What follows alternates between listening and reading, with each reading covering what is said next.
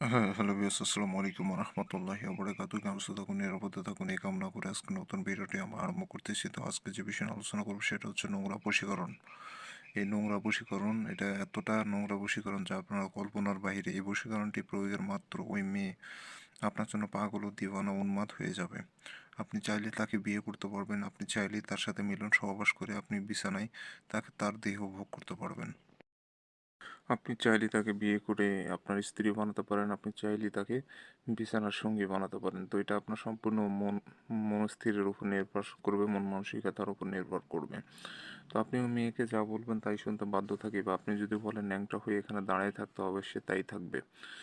আবার যদি মনে করেন যে তার দ্বারাই অন্য কোনো কাজ করায় নেবেন বা তাকে শুধু বিছানায় পেতে চান, তো আপনি মানে যেভাবে পরিচালনা করবেন সেভাবেই পরিচালনা হবে। আপনার কথায় উঠবে বসবে সম্পূর্ণরূপে আপনার আয়ত্তে থাকবে। তো অনেকে আছেন যারা বাড়ির আশেপাশের বা এলাকার বা পরিচিত কাউকে ভালো লাগে, তাকে এক নিমিষের জন্য হলেও তাকে বিছানায় এনে তার দেহ ভোগ করতে চান। তো সেই ক্ষেত্রে আমি বলবো যে এই বশীকরণটা শুধুমাত্র আপনারই জন্য।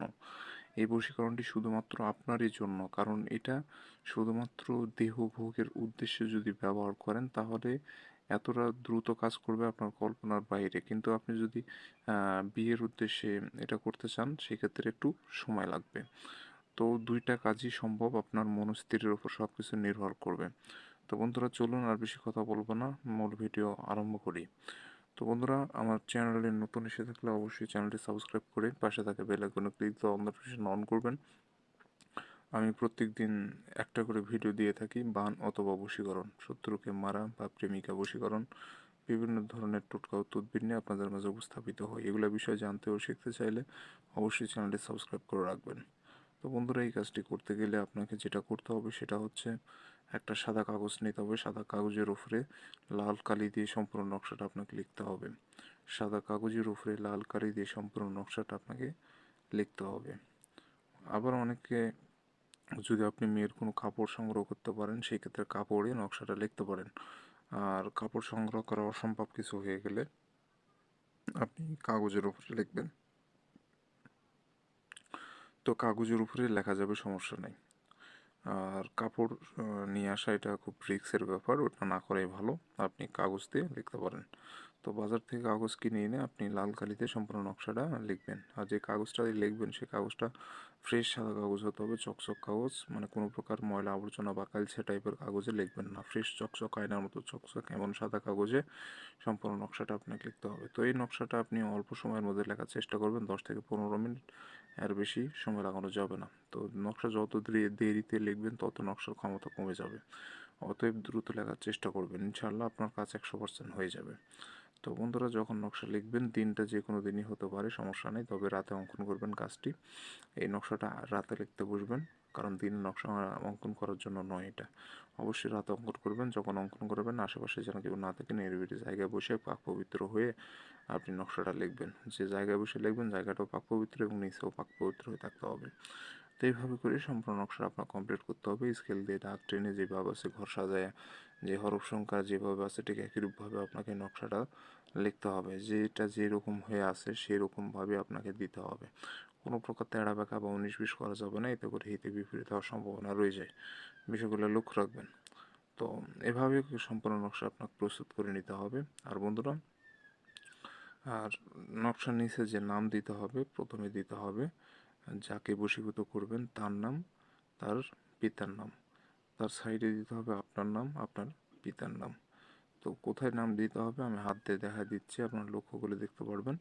এখানে দিবেন মেয়ের নাম অর্ধেক পর্যন্ত, এই মাঝ বরাবর দুটো ভাগ হবে, অর্থাৎ এর থেকে এই সাইডে মেয়ের পক্ষের নাম, এর থেকে এই সাইডে ছেলে পক্ষের নাম। আপনি প্রথমে দিবেন এখানে মেয়ের নাম, তার নিচে তার পিতার নাম। প্রথমে দিবেন মেয়ের নাম, তার নিচে তার পিতার নাম। এখানে দিবেন আপনার নাম, তার নিচে আপনার পিতার নাম। মানে যেভাবে যাক বশীভূত করা হবে সেভাবে নামটা দিতে হবে। এবং এখানে মেয়ের নাম দিতে বললাম, এখানে ছেলের নাম। এখন আপনি প্রশ্ন করতে পারেন যে আহ, আপনি যদি কোনো ছেলেকে বশীভূত করতে চান বা আপনি মেয়ে কোনো ছেলের ওপর প্রয়োগ করতে চান সেক্ষেত্রে কী করবেন।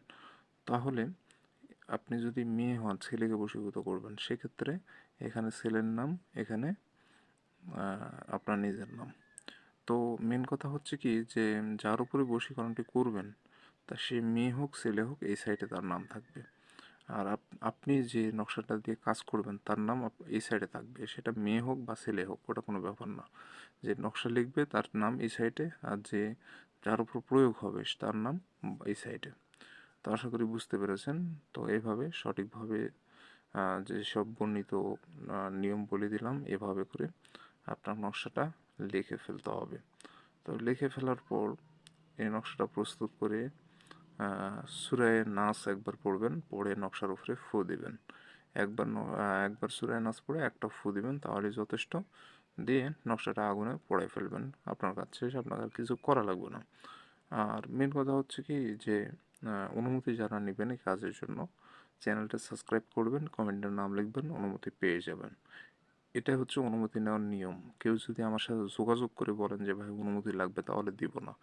আপনি চ্যানেল সাবস্ক্রাইব করে কমেন্টে নাম লিখে আপনি কাজ শুরু করে দিবেন, আপনি অনুমতি পেয়ে গেছেন। আর যদি এগুলো না করে থাকেন তাহলে অনুমতি ভাই পাবেন না, আপনি কাজ করলেও হবে না। তো বিষয়টা এই। আর তো এইভাবেই কাজ করবেন, ইনশাল্লাহ সফল হয়ে যাবেন। তো স্ক্রিনের যে নম্বর, এটা ইমো নম্বর, যে কোনো প্রয়োজনে যোগাযোগ করতে পারবেন। ভালো থাকবেন, সুস্থ থাকবেন, দেখা হচ্ছে পরবর্তী কোনো এক নতুন ভিডিওতে।